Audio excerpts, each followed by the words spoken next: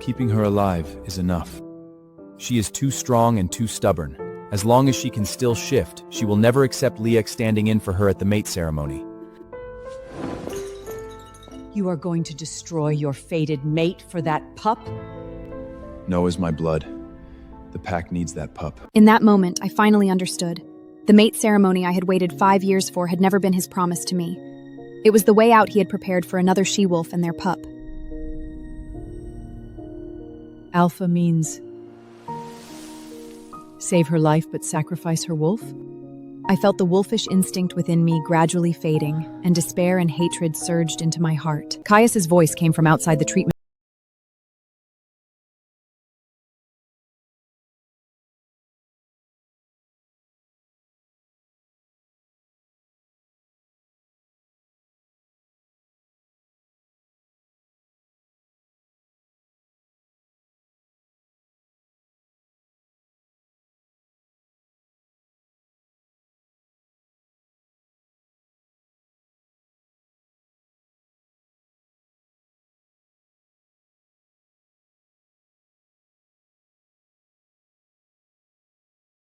Alive, that's enough. You want to turn her into a she-wolf who cannot shift. After the mate ceremony, I'll bring in the best healers and make sure she is cared for. The mate ceremony? How is she supposed to attend in this condition? That is why Leah will stand in for her. Leah. It's her again. This name pierced through all my happiness. A she-wolf who had left the Grey Ridge pack 3 years ago. The one Caius had been closest to at the werewolf training academy. The past he had sworn was long over. Is this because of the pup Leah brought back? Caius did not deny it. Noah is my pup. Those few words shattered 5 years of waiting. I thought back to the northern border not long ago. At that time, I had still been wearing the inner layer of my Luna gown while the tailor adjusted the hem. 1 week later, I was supposed to wear that silver-white gown and stand beside Caius to receive the blessings of the entire Grey Ridge pack. That was when the border alarm sounded. Someone said there was a rogue scent in Blackpine Forest. Caius looked at me, his eyes full of something that seemed like reluctant, yet also like a decision already made. Elena, take a patrol team to Blackpine Forest. You are the future Luna. The Elder Council needs to see that you can defend Grey Ridge. I did not doubt him.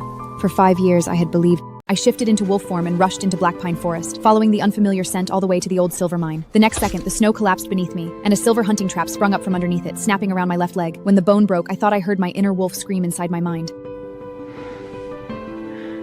Save me. There was no answer. The link had been cut. Later, he arrived with others. I thought he would rush to me first. Instead, he stepped past me and picked up the crying pup behind the trees. Noah clung to Caius's neck and cried his name, while my blood melted the snow beneath me. At the time, I had no strength left to think about it. Only now did I understand that he was not an ordinary pup. He was Caius and Leah's pup. Outside the treatment room, the therapist's voice was filled with shock. So you knew there was a silver trap in the Blackpine Forest, and you deliberately sent Luna there? Caius was silent for a long time, long enough for tears to slide from the corners of my eyes into my hair. At last, he said only one sentence. Don't ask questions you should not ask. Those words were colder than silver poison. I finally understood that the trap on the northern border had not been an accident. The mate I had loved for 5 years had personally sent me into that field of snow. He did not want my life. He wanted me alive, crippled, unable to shift, and unable to stand at the mate ceremony. Then he wanted me to watch another she-wolf take the place that should have belonged to me, with his pup in her arms. For a moment, no one dared to speak. I closed my eyes in the darkness. I could not move, but I remembered every word. When the sedatives dragged me under again, I made myself one promise. If I survived this night, I would never be his silent sacrifice. The next morning, Caius sat beside my bed. He held my hand, his eyes bloodshot, as if he had not slept all night. If I had not heard everything the night before, I might have felt sorry for him.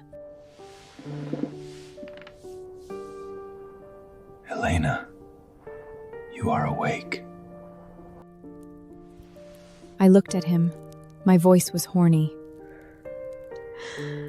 How is my leg? His fingers stiffened around mine.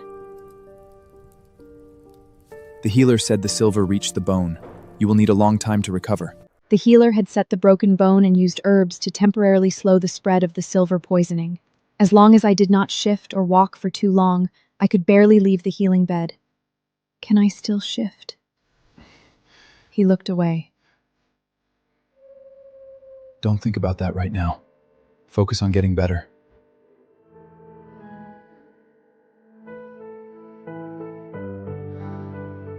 I gave a soft laugh. That was my answer. Caius lowered his head and kissed the back of my hand. Don't be afraid. Even if you cannot shift, you are still the most important person to me. Words made similar things before. He had said I was the one his inner wolf had chosen. He had said he would make me the most respected Luna in the Grey Ridge pack. But now he was the one pushing me in front of everyone and turning me into a joke. His kiss remained on my skin, but all I felt was the weight of his lie. I did not question him. I only looked at him and asked softly, "What about the mate ceremony?" The ceremony cannot be cancelled. The Alphas, Lunas, and Elder representatives from the surrounding packs are already on their way. The Elder Council will not let Grey Ridge lose face. We cannot put a she-wolf who cannot shift in front of every pack leader and let them question whether their future Luma can still protect the pack. You cannot shift right now, and your scent still carries silver. The Elder Council will not accept a Luna like that, so I want Leah to stand beside me first. Leah will not complete the marking. She will only stand beside me as a temporary stand-in. The official marking can be done after you recover. I stared at him in silence. Such pretty words. If I had not heard him say keeping me alive was enough, I might have believed him. Fine. I nodded. Caius froze. You agree? A she-wolf who cannot shift really should not be standing beside you. Don't give the other packs a reason to laugh at Grey Ridge. Complicated emotion flickered in Caius's eyes. He reached out and pulled me into his arms, his voice low. Elena, you always know what is best for the pack. I leaned against him and smelled the cedar scent I knew so well. Once that scent had made me feel safe. Now it made me sick. Because on his collar I smelled Leah's fragrance, and the faint milky scent of a pup. My inner wolf stirred deep in my mind, weak and furious. Not yet, I told myself. Since they wanted to finish this performance, I would play along until the end. I would let them stand on the brightest stage before I tore it down. What's next? Watch on.